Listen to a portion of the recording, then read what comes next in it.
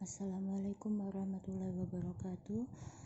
Kali ini kita akan masuk ke materi percobaan, ruang sampel, dan kejadian. Pertama-tama kami jelaskan mengenai pengertian percobaan.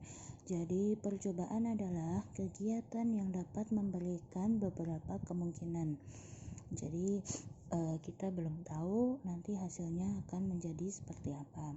Sedangkan untuk ruang sampel artinya adalah himpunan semua hasil yang mungkin dari suatu percobaan.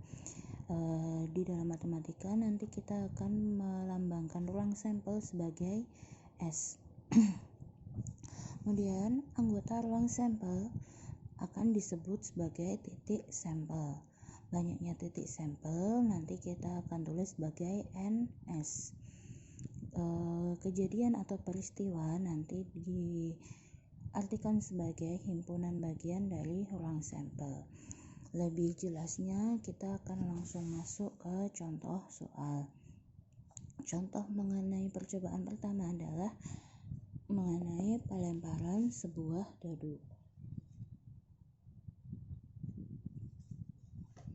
Pada pelemparan sebuah dadu, seperti yang kita tahu, dadu itu ini Bu pakainya penghapus yang sudah lama tidak terpakai ya. Jadi untuk dadu itu ada 6 sisi, ada 1, 2, 3, 4, 5, 6 seperti ini. Jadi ketika kita melempar sebuah dadu seperti ini, nah sekarang munculnya 4. Tapi jika kita lempar lagi, ternyata munculnya 3. Inilah yang kita sebut sebagai percobaan karena ada beberapa kemungkinan. Di sini nanti akan ada 6 kemungkinan. Nah, jadi ketika pelemparan sebuah dadu ini nama percobaannya adalah percobaan pelemparan sebuah dadu.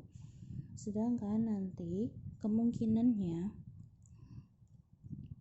jadi hasil yang mungkin keluar pada pelemparan sebuah dadu itu bisa 1, 2,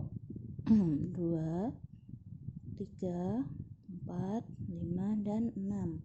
Oleh karena itu kita akan mendapatkan himpunan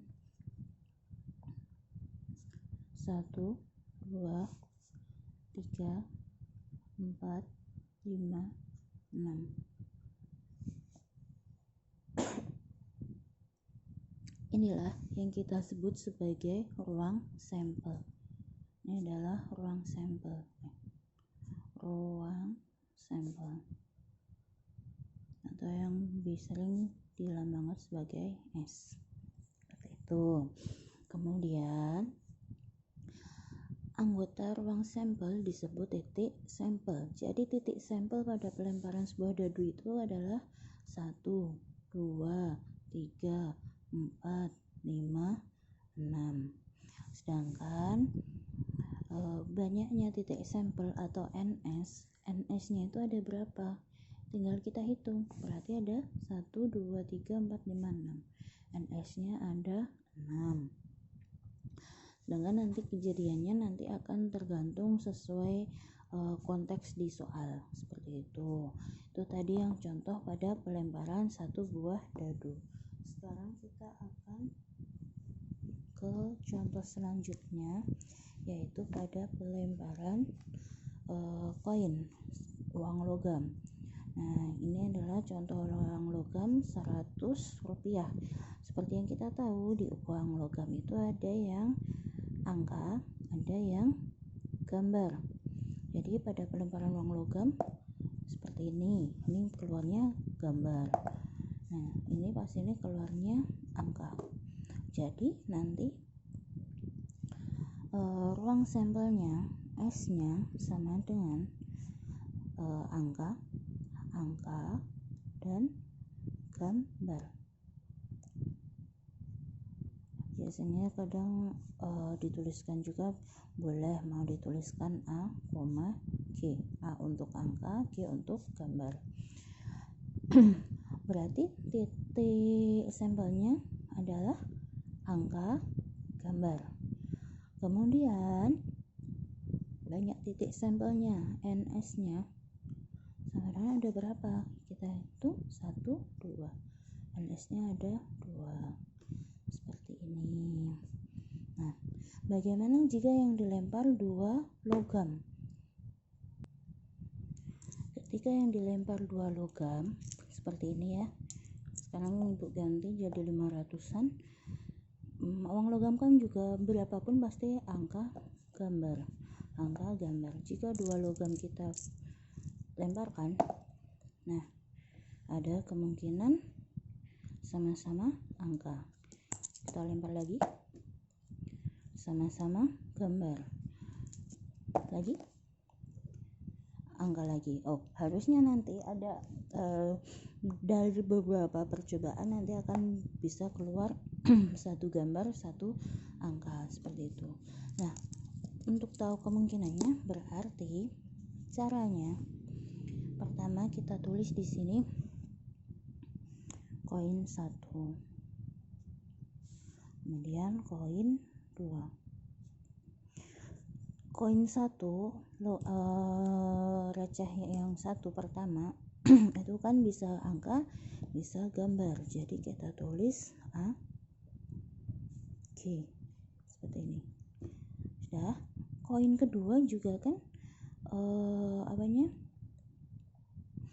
titik sampelnya juga angka dan gambar, jadi kita gini, di sini bisa angka bisa gambar. Terlalu panjang untuk bikinnya, nanti kamu bikinnya agak pendek nggak masalah.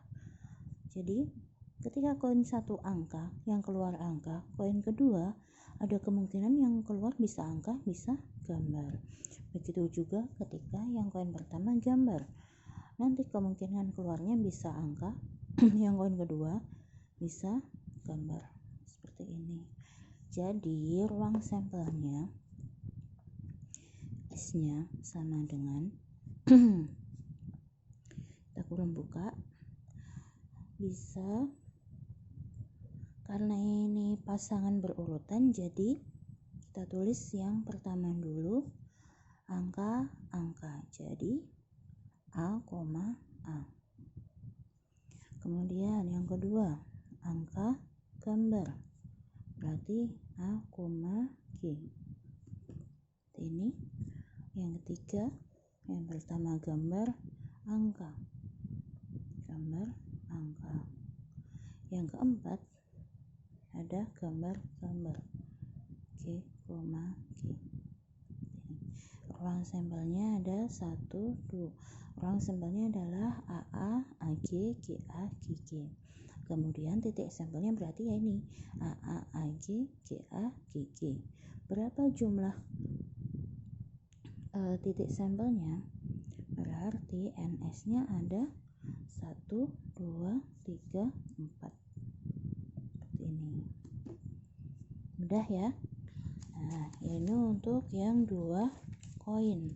Selanjutnya kasus berikutnya biasanya yang keluar adalah mengenai pelemparan 2 buah dadu. Nah, ini ibu sudah punya 2 dadu. Jika ibu lemparkan,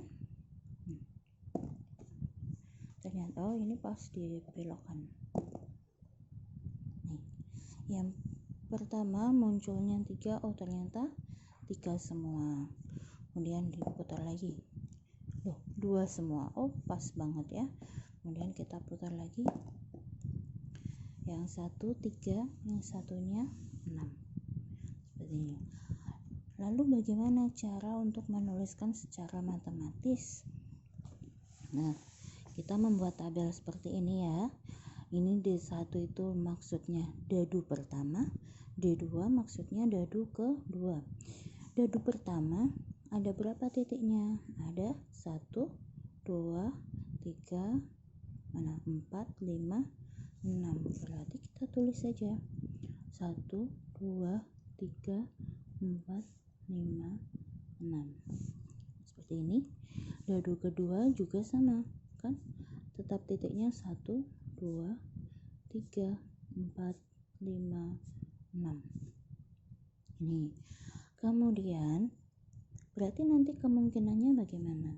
Ada kemungkinan dadu pertama 1, dadu kedua keluar 1. dadu pertama 2, yang kedua 1, seperti ini. Langsung saja. 5, 1, 6, 1 ya. Terus 1, 2, 1, 3, 1, 4, 1, 5, 1, 6, 2, 2, 2, 3, 2, 4, 2, 5, 2, 6.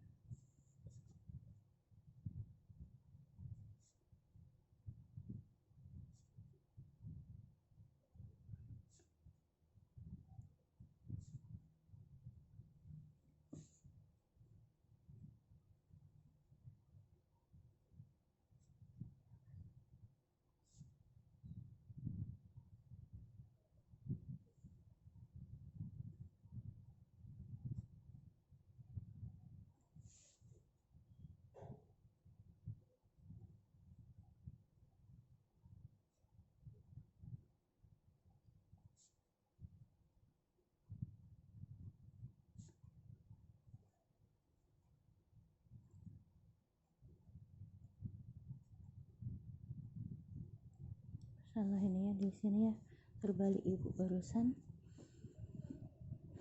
Ini 46, 55, 56, 65, 66. Nah, jadi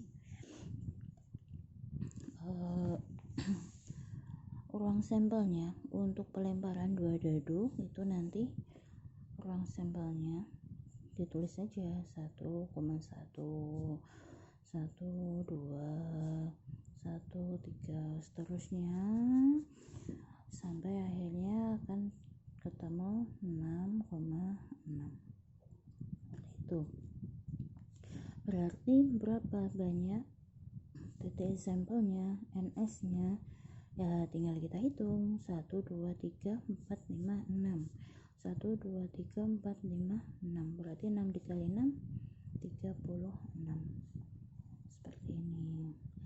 Sampai di sini mengenai ruang sampel, titik sampel, silahkan dipelajari terlebih dahulu.